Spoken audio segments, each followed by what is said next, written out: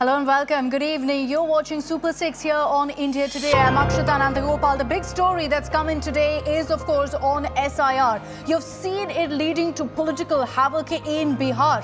Well, now it's the southern states' turn, and that's our top focus here on Super 6. We're going to be getting you details of how the poll-bound states of Tamil Nadu, Kerala and also the Union Territory of Puducherry, mind you, will be going through the SIR exercise. And already there's a political storm. Chief Minister Stalin has said this is a conspiracy by the BJP and AIADMK to snatch away voting rights. Pinarayi Vijayan has said there's a cloud of doubt over the Election Commission. So the stage is set clearly for the naysayers of the SIR exercise. Remember, this is a pan-India exercise.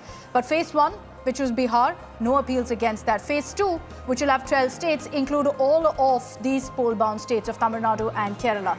Also coming up on the show at 6:30 p.m, we're going to be talking about TVK Chief Vijay's meeting, finally, with the Karur stampede victims. But mind you, it didn't happen in Karur.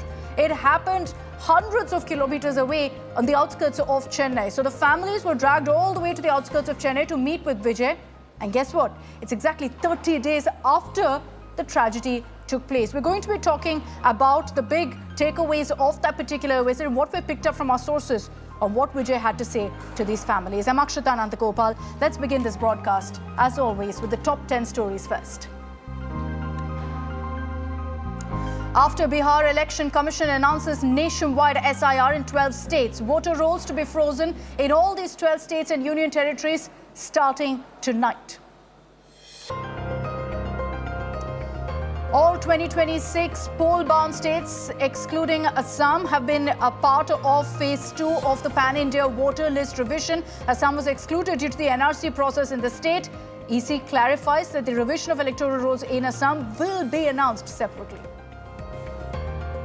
Mahagathbandhan CM face in Bihar. Tejasvi Yadav speaks exclusively to India Today, calls Prime Minister Modi and Home Minister Amit Shah as outsiders, also accuses NDA of ignoring Bihar for 2 decades. TVK Chief Vijay breaks down after meeting Karur stampede victims in Mahabalipuram, outskirts of Chennai. Vijay reportedly apologized to the kin of victims for having to travel outside Karur and urged them to consider him as their family. A 20-year-old Delhi University student suffered acid burns after she was attacked in Ashok Vihar area of Delhi. The accused, Jitendra, was allegedly stalking the survivor. Meanwhile, the accused's wife claims she was raped by the survivor's father. 32-year-old UPSC aspirant brutally murdered in Delhi by his live-in partner. The killer girlfriend Amrita strangled and killed Ramesh with the help of her ex-boyfriend and other associates. The accused was a forensic student and staged a cylinder blast and tried to camouflage his death. CJI B.R. Gavai recommends the name of his Supreme Court colleague, senior-most judge after him, Justice Surya Kant, as his successor for the post of Chief Justice of India. Justice Surya Kant will become the 53rd Chief Justice and is set to assume office on November 23rd. US President Donald Trump is in Japan, second stop on his Asia diplomacy tour, where he visited the country's emperor at Tokyo's Imperial Palace. Tomorrow he will be meeting with Japan's first female Prime Minister, Sane Takichi. External Affairs Minister Dr. S. Jaishankar met with US Secretary of State Marco Rubio on the sidelines of the summit in Kuala Lumpur, ASEAN Summit. Both discussed bilateral ties and global issues. This comes in the backdrop of ongoing trade deal talks between both countries. And India's east coast braces for Cyclone Monta, the first major storm of the season, likely to make landfall tomorrow. The Met Department has issued a red alert in Odisha, Andhra Pradesh as well as Tamil Nadu. Fishermen and residents in coastal regions have been urged to stay indoors, avoid the sea. Ground report coming your way at 6:45. So Tamil Nadu, Kerala, Puducherry, all states and that one union territory poll-bound. And guess what? All states that are part of the next phase of the Election Commission's SIR. And cue the political drama with the EC's announcement today, just a few hours ago in fact, the formal confirmation that there will be a Bihar-like voter roll revision has triggered outrage among both ruling parties of Tamil Nadu and Kerala. Focusing on Tamil Nadu first, Chief Minister Stalin saw this coming because just yesterday he called this a conspiracy web, according to him, weaved by the AIADMK and BJP. He says all this being done in an attempt to remove voters and therefore fix the election. Then you have Kerala Chief Minister Pinarayi Vijayan. A month ago in the Kerala Assembly had said the EC is in a tearing hurry to kick off this exercise. And so he said that the poll body is in a cloud of doubt. We'll get to all of those political reactions, but first listen in to exactly what the CEC said when making that big announcement of a pan-India SIR. Printing और training का कार्य कल से शुरू होगा और 3 नवंबर तक चलेगा। हाउस टू हाउस इन्यूमरेशन 4 नवंबर से 4 दिसंबर तक। Publication of draft electoral rolls 9 दिसंबर 2025। क्लेम्स एंड ऑब्जेक्शंस का पीरियड 9 दिसंबर 2025 से लेकर 8 जनवरी 2026। जिन लोगों को नोटिस जाएंगे उनकी हियरिंग और वेरिफिकेशन का समय 9 दिसंबर से 31 जनवरी तक होगा और फाइनल इलेक्टोरल रोल्स 7 फरवरी 2026 को प्रकाशित किए जाएंगे। एसआईआर के समय ईआरओज और एईआरओज मिलकर सबसे पहला जो काम करेंगे वो इन्यूमरेशन फॉर्म्स को प्रिंट करेंगे। जिन राज्यों में एसआईआर हो रहा है या अभी होने वाला है, उनकी मतदाता सूची आज रात को 12 बजे फ्रीज कर दी जाएगी और उन हर मतदाता को जिसका नाम उस सूची में है उसको एक यूनिक इन्यूमरेशन फॉर्म प्रिंट करके बीएलओ उसके घर देने जाएंगे। इन्यूमरेशन फॉर्म में वो आवश्यक डिटेल्स होंगे जो कि आज की मतदाता सूची में हैं। जहां तक आधार की बात है, माननीय सुप्रीम कोर्ट ने कहा है कि आधार का उपयोग आधार एक्ट के अनुरूप होगा और आधार एक्ट के सेक्शन 9 में ये कहा गया है कि आधार डोमिसाइल का या सिटीजनशिप का प्रमाण नहीं होगा। जहां तक जन्म तिथि की बात है, उसके ऊपर भी माननीय सुप्रीम कोर्ट के कई आदेश हैं जहां पर कि ये कहा गया कि आधार जन्म तिथि का प्रमाण नहीं है और इसका ध्यान रखते हुए आधार अथॉरिटी ने अपना नोटिफिकेशन जारी किया और आज भी अगर आप कंप्यूटर से अपना नया आधार डाउनलोड करते हैं तो उसमें लिखा होता है आधार कार्ड पर ही कि आधार कार्ड न तो जन्म तिथि का प्रमाण है, न डोमिसाइल का और न कि नागरिकता का। आधार कार्ड आइडेंटिटी का प्रमाण है। जहां तक केरल की बात है, जैसा कि मैंने पहले कहा था, संविधान के अंतर्गत निर्मित सभी संवैधानिक संस्थाओं को अपने दायित्व का निर्वहन करना होता है। चुनाव आयोग अपने दायित्व का निर्वहन कर रहा है और मैं मानता हूं कि संविधान सभी संवैधानिक संस्थाओं के लिए सर्वोपरि होता है।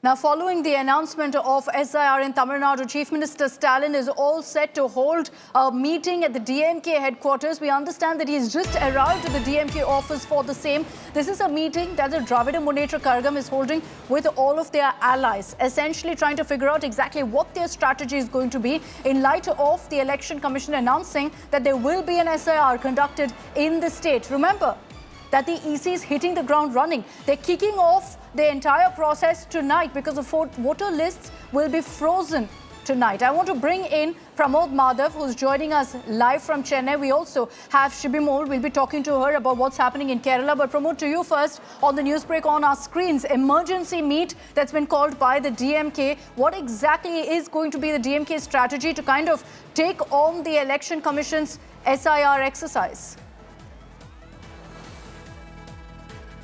Pramod?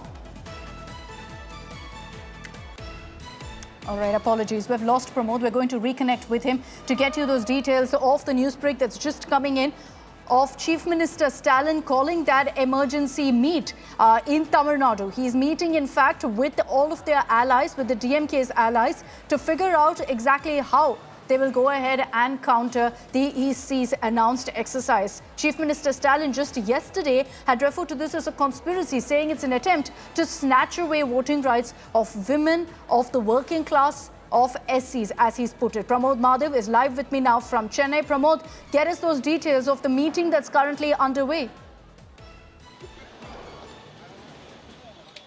Certainly, Akshita, we are at the headquarters of DMK, and behind us you could see the Chief Minister's vehicle, which has also reached around 6 p.m. over here, and we saw Vaiko, MDMK leader, the minister from DMK, that is Sangam Tener's senior minister, also MPs T.R. Balu and N.R. Ilango, who actually gives a lot of legal advice to the Chief Minister's team. All are over here, and they have also called in for the leaders from other parties as well, which also includes Congress and various other ally parties of DMK in the state of Tamil Nadu, since in Tamil Nadu it is the DMK that leads the alliance over here. And the Chief Minister very clearly had said already that he will oppose SAR. He does not trust SAR. He calls this as a conspiracy web, and he also says that BJP and AIADMK is trying to delete the voters list, especially of women, minorities and working class. This was the words that was used by the Chief Minister yesterday as he spoke and as he wrote a letter to the cadres of DMK. And not just that, even tomorrow there is going to be a meeting where the Chief Minister is going to address the cadres of DMK, and there he's going to discuss about how the cadres should be vigilant, especially booth level cadres, on making sure that there is no discrepancy on this SAR exercise in the state of Tamil Nadu. And he has also assured that if there's going to be any kind of discrepancy that is discovered, DMK will not hesitate to initiate a legal battle. Akshita. All right.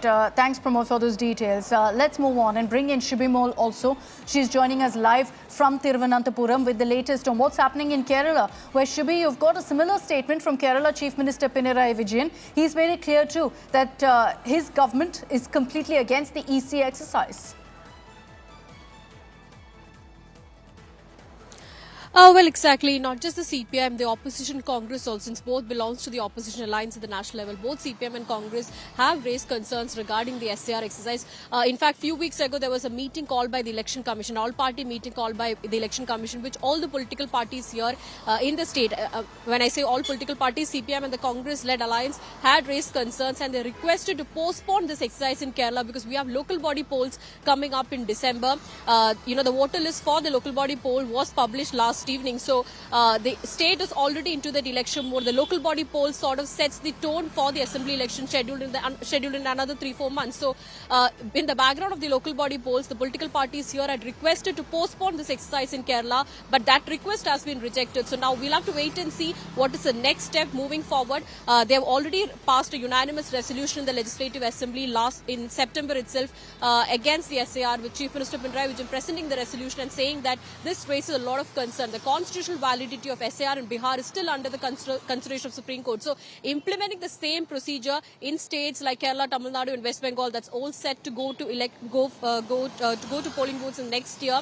It's definitely with ill intentions, what Chief Minister said, and it affects mostly the marginalized community, the minority community, women, scheduled caste, scheduled tribe communities. So it's definitely raising a lot of concern. The Congress earlier had said that if nothing heeds, then they will move legally. They'll approach court, is what opposition leader V.D. Sadish had said. Since local body polls are around the corner, it's raising a lot of concerns for all these parties here. All right, Shibi, thanks for that update. So we've told you what's happening in Kerala too. Let's open this up. You've heard from Chief Minister Stalin when yesterday he said that this is a conspiracy to go ahead and snatch away voting rights. I want to bring in on this broadcast right now Dhanidharan, spokesperson of the DMK. We've got S.G. Surya, spokesperson of the Tamil Nadu BJP, and Shekhar Iyer, senior journalist, with us. Good evening. Thank you all very much for your time. Dhanidharan, I'd like to begin with you on what the DMK really opposes, considering we're seeing this kind of a revision happening after a whole 21 years. See, firstly and foremost, why now? We saw what happened in Bihar, how the voters were delisted. And how what happened in Bihar? What happened in Bihar was the voters who clearly, so category of people who are not likely to vote for the BJP were removed from the voting list. We have data from it. And then in fact, Aadhaar was not included initially.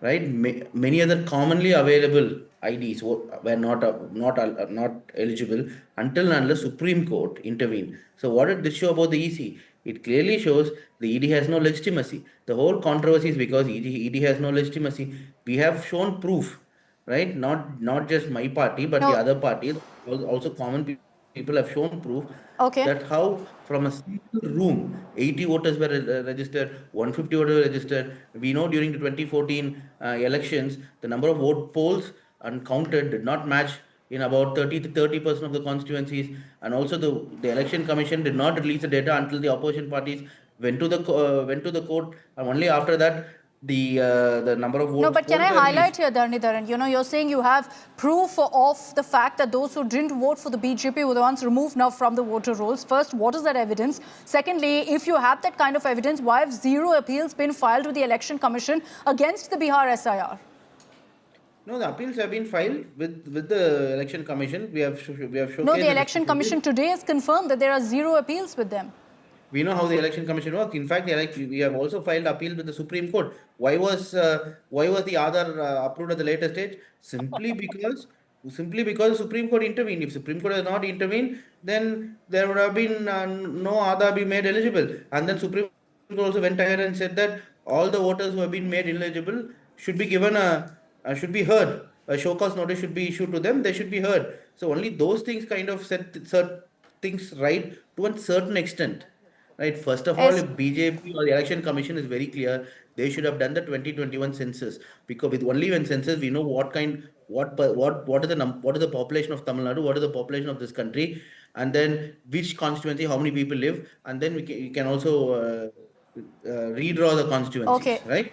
So, but you haven't not done the census itself. So, what is this process doing 3 4 months before the election? India See, Today record. this process whole process was not done simply because, yes, simply because the census has not been done. If census was done after the census itself, we would have the election okay. commission. So let me bring in SG Surya here of the BJP. Surya, you've heard there from Dharnidharan where he says that what happened in Bihar, we won't allow that to repeat in Tamil Nadu. Akshita, the problem with DMK is people who do not understand what or how the elections happen or this electoral division happens, they are on TV to explain to the people the same. Now you ask the question, there were no claims or objections raised by any of the parties in Bihar, which is again confirmed by the CEC today in the press meet. All the political parties, including the Congress, RJD, they came and made tall claims about voters being removed, Dalits being removed, Muslims being removed, but zero objections filed. Dharnidharan should understand objections are not that people come and shout on television, but you give documentary evidence to the election commission that particular voter has been removed for not without mentioning any reason. You could not give a single objection or claim in Bihar. That is the truth. Today, nobody talks about SIR in Bihar because you try to milk it, making it a political campaign point, but with no support from the people, you have forgotten it. Today, Election Commission has announced SIR not only for Tamil Nadu but for 12 states. They have been doing it already, but after 21 years, now there is a nationwide exercise. First, you will have to understand that this entire process is carried out by BLAs, booth level agents. Booth level agents are people appointed by political parties in Tamil Nadu. The election commission says there are 2,11,000 booth level agents, which consist of all political parties. BJP has their BLAs, DMK has their BLAs, ADMK has BLAs. You know, the first step in the SAR process, it is to call all these BLAs by all the political parties. The election commission will give them the electoral rolls. The election commission will ask the booth level agents to help them in the entire process.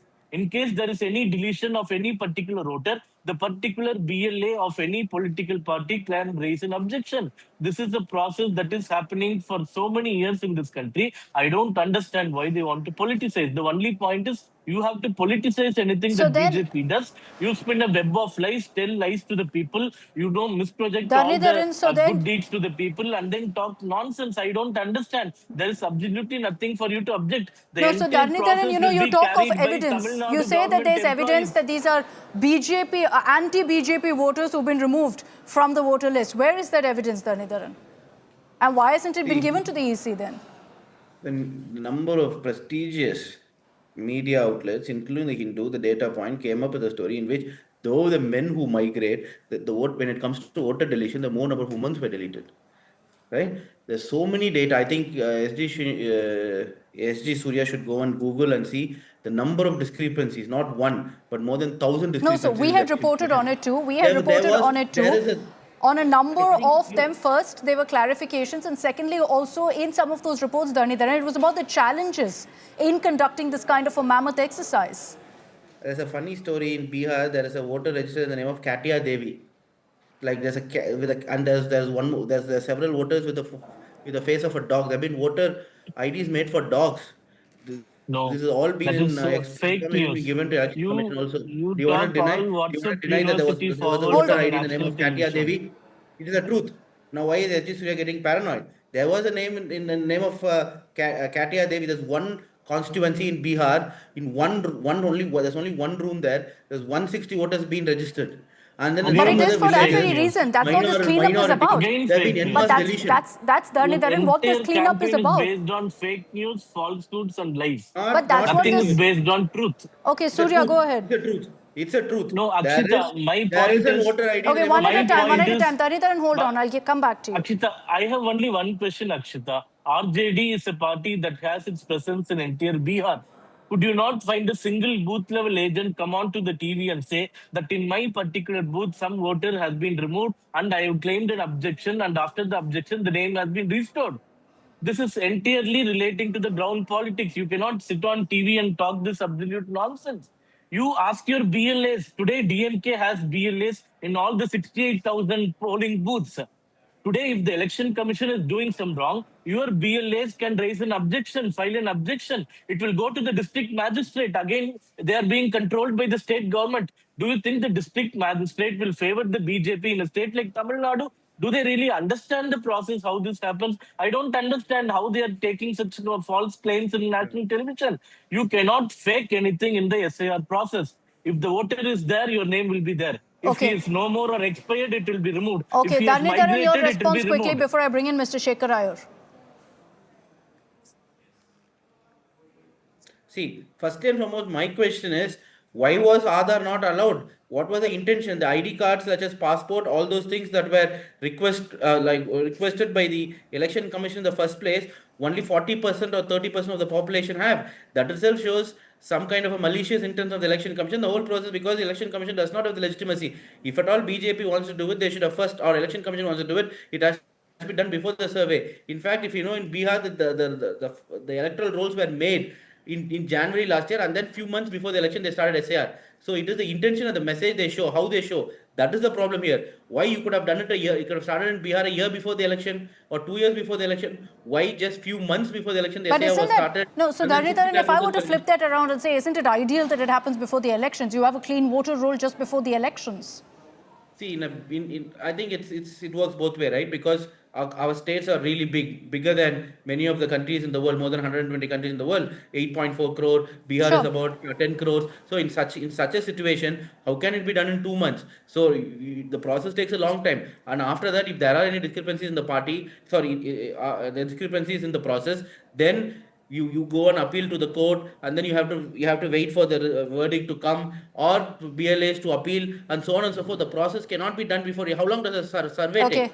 If you want to Okay, do a I'll bring in survey, Shekhar it Iyer takes now. 2 years. I'll bring in Citizen Shekhar survey Iyer, takes 2 senior years. journalist, who's been waiting rather patiently for his word in on this. Mr. Shekhar Iyer, we've seen a lot of politics over this in Bihar. Do you see this resonating in Tamil Nadu as well? Because this has been a narrative that we've seen constantly of, center versus state, agencies versus state. Akshita, I do not see how DMK will be able to actually bring up some evidence of administrative issues or legal issues to election commission's decision, because Bihar was a different kettle.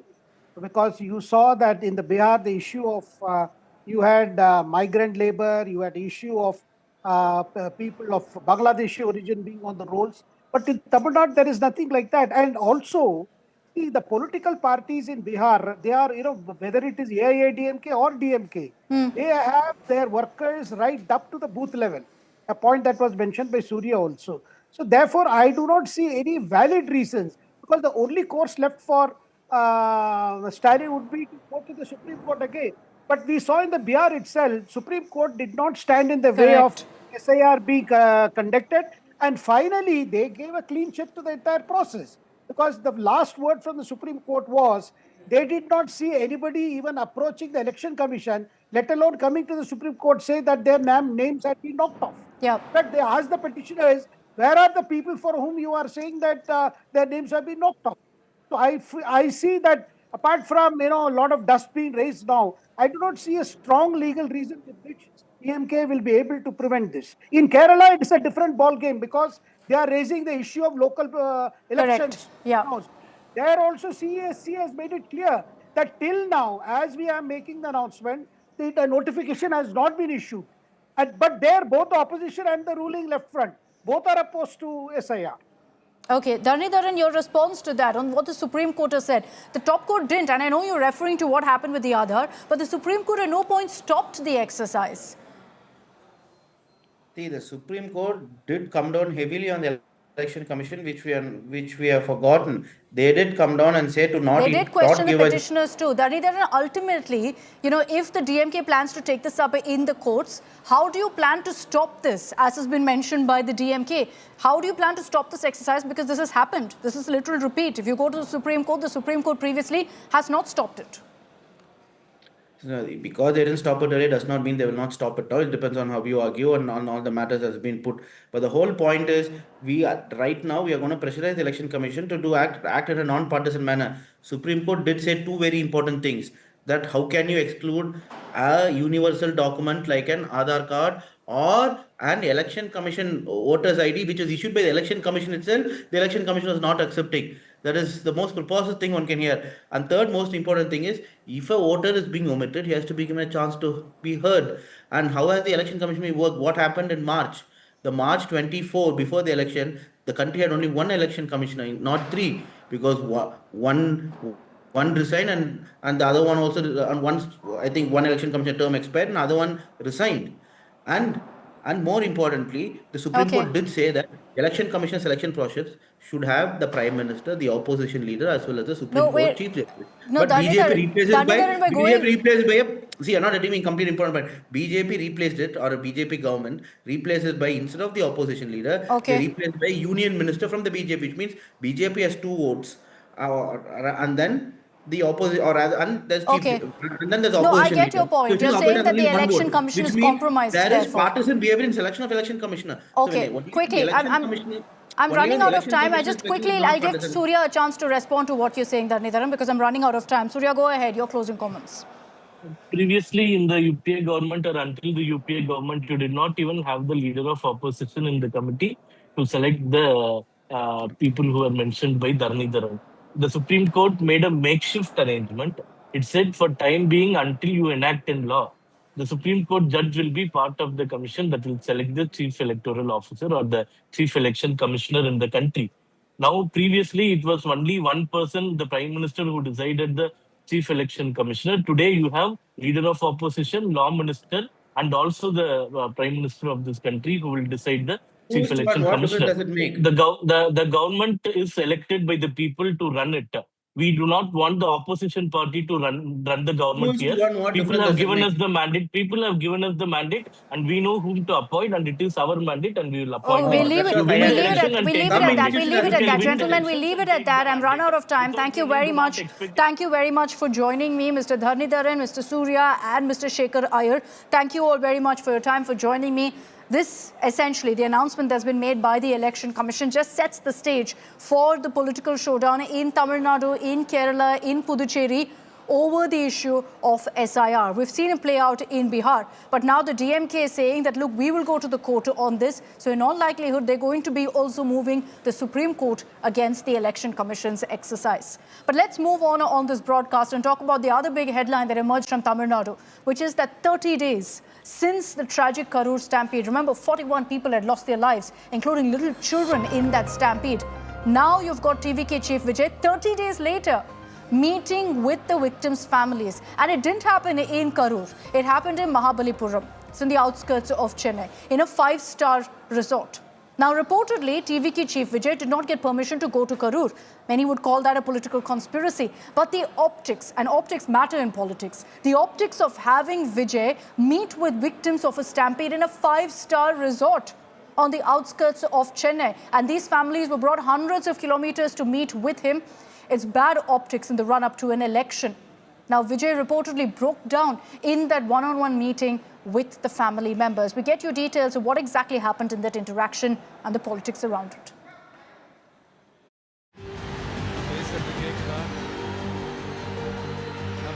நல்லா கேக்குதா ஏனா காலையில 30 days after the stampede, 30 days after 41 lives were snuffed out, Vijay has finally met with the families of those who lost their loved ones in Karur. But no, it did not happen in Karur. It happened in Chennai, in a 5-star resort on the outskirts of the city. The optics were all wrong, but TVK maintains that the meet happened in these circumstances since permission wasn't provided for Vijay to visit Karur. After the families were brought from Karur, Vijay reached the venue early in the morning and met with the families one-on-one. No media, no TVK cadre were allowed. Vijay reportedly broke down as he met with the families and assured that he would help them in any way he could. It's been a month since Karur tragedy occurred where 41 people died. Now, the family members of the victims have been brought to Chennai from Karur as TVK could not make arrangements to take Vijay to that particular district. And the first thing he did as he met these 37 families individually is to apologize to them. Vijay has assured that he will be one among their families, and he has also said that whatever their needs are, he will fulfill them. Vijay's delayed 5-star meet with the families sparked political fire from the DMK. How are you seeing this whole video conference thing in the state? I don't know. Maybe they would have been prepared to talk like that. Vijay is the only reason for this stampede. And already announced that he will meet the people at 12 o'clock in that point. And why did he come to at 7 o'clock? What is the reason? He has not told anything about that. The TVK chief, reportedly emotional at the meet with the victims and their families, earlier too spoke of the pain he felt over the tragedy. என் லைஃப்பில் இந்த மாதிரி ஒரு பெயின்ஃபுல்லான ஒரு சிச்சுவேஷனை நான் face பண்ணதே கிடையாது. மனசு முழுக்க வலி வலி மட்டும்தான்.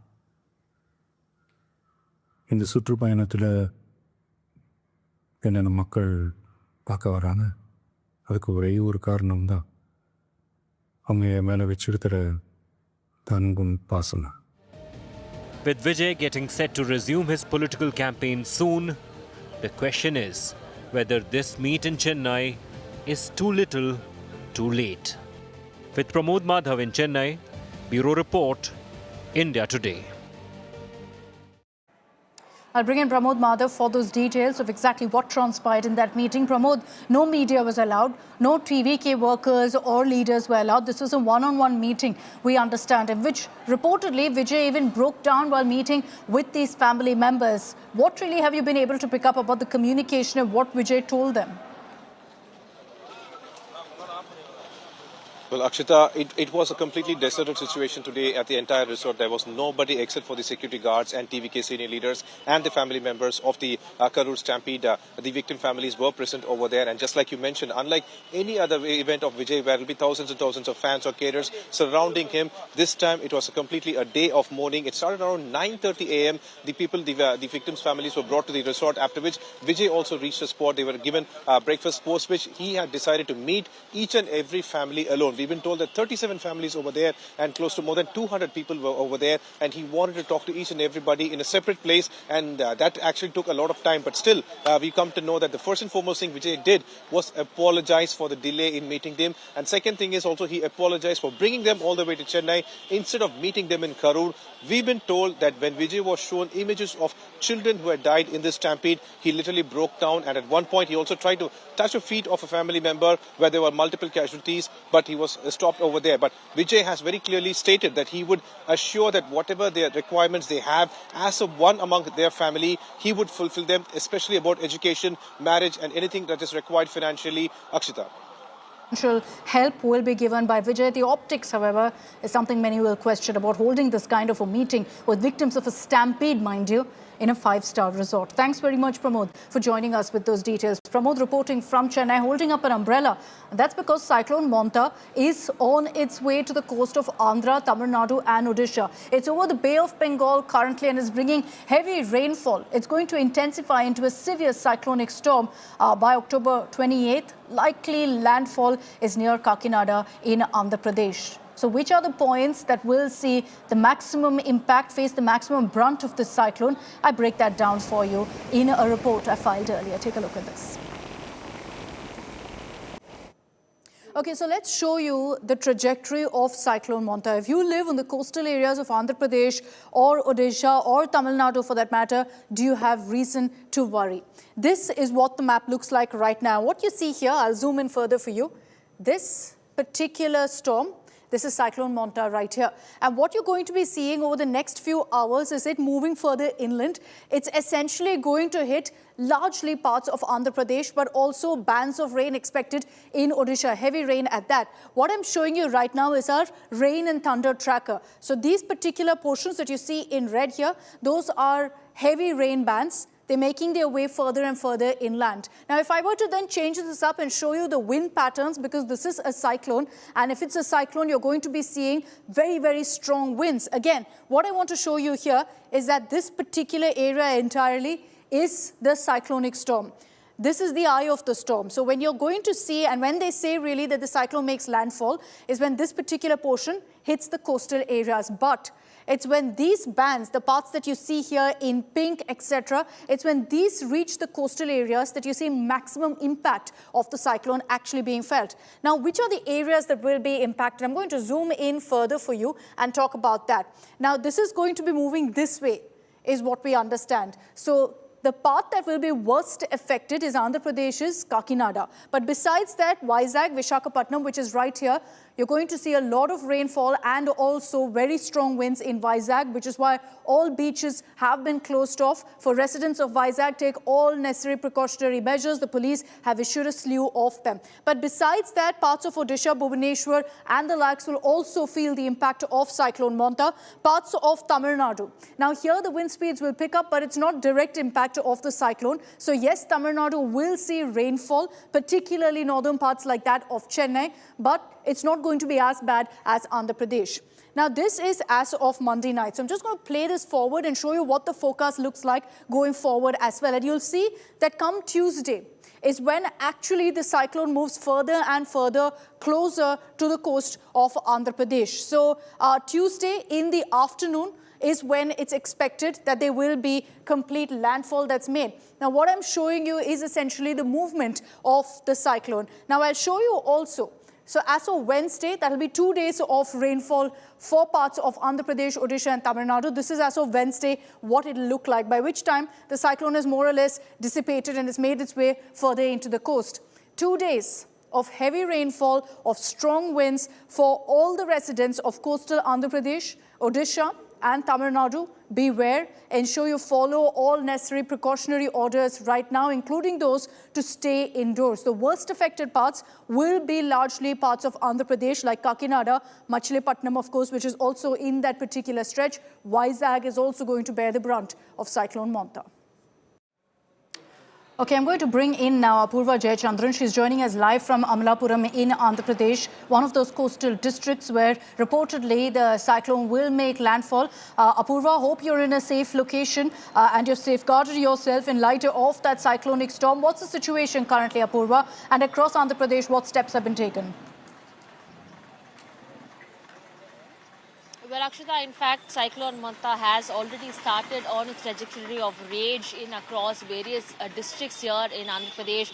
Right as we travel from Vijayawada and we are inching closer to Kakinada there, we have seen there has been not only torrential rainfall in and across various districts here, say Vijayawada, Guntur, Konaseema and Amalapuram where we are at currently, and moving towards Kakinada where rains have also started out. It looks like this trajectory is only going to go ahead forward with more excessive rainfall and gushing winds as the days go by. In fact, by tomorrow afternoon, what we are expecting, the IMD has predicted, red alert in across 7 districts here across the coastal region of Andhra Pradesh, right from Kakinada well into Visakhapatnam and Srikakulam. So the trajectory, what we are getting to learn is that the landfall is likely to take place between Machilipatnam here in Kakinada and, in Kalingapatnam, that is in Srikakulam. That is between Kakinada and Srikakulam. That's where the trajectory is, where the landfall is likely to happen. But most worst affected areas, what the IMD has predicted is that it's going to be somewhere in Kakinada. That's what we are also getting to learn. Luckily, over the last, 20 minutes, the rain has stopped here, but we are, en route Kakinada, and it looks like the rains are likely to continue on well throughout the night and well into tomorrow and into tomorrow night as well, as the landfall is expected. In fact, the Andhra Pradesh government has been taking a keen watch on what is going on in the movements of Cyclone Monta. In fact, Andhra Pradesh Chief Minister Narachandra Babu had also spoken with Prime Minister Modi when he had inquired about Cyclone Monta and what the state's preparedness level is. All district collectors here in the state have been put on high alert. Helpline numbers have been given out for the coastal regions of Andhra Pradesh to ensure that people who are lying in low-lying areas, they are evacuated to relief camps that have been set up. In fact, NDRF and SDRF teams, as we are speaking, have already been deployed to across various coastal areas in and around Andhra Pradesh. Off late, teams are prepared what we've seen is that our preparedness for cyclones is definitely improved. And we hope that track record continues with Cyclone Monta as well. Stay safe out there, Apurva. Thanks for that update. We'll keep coming across to you over the next 24 hours for all of those updates on the movement of Cyclone Monta. As Apurva also told us, all districts in Andhra on high alert. We'll be continuing to get you ground reports here on India Today on the situation as it unfolds over the next 24 hours. With that, I'm wrapping up this edition of Super 6. Thanks very much for tuning in. But I am leaving you with an image that's touched so many hearts. To me, the image of the day, essentially, is this footage of the army chief joining a specially abled person for 10 push-ups. And there's that moment there. Beautiful, beautiful visual, beautiful moment. Enjoy this.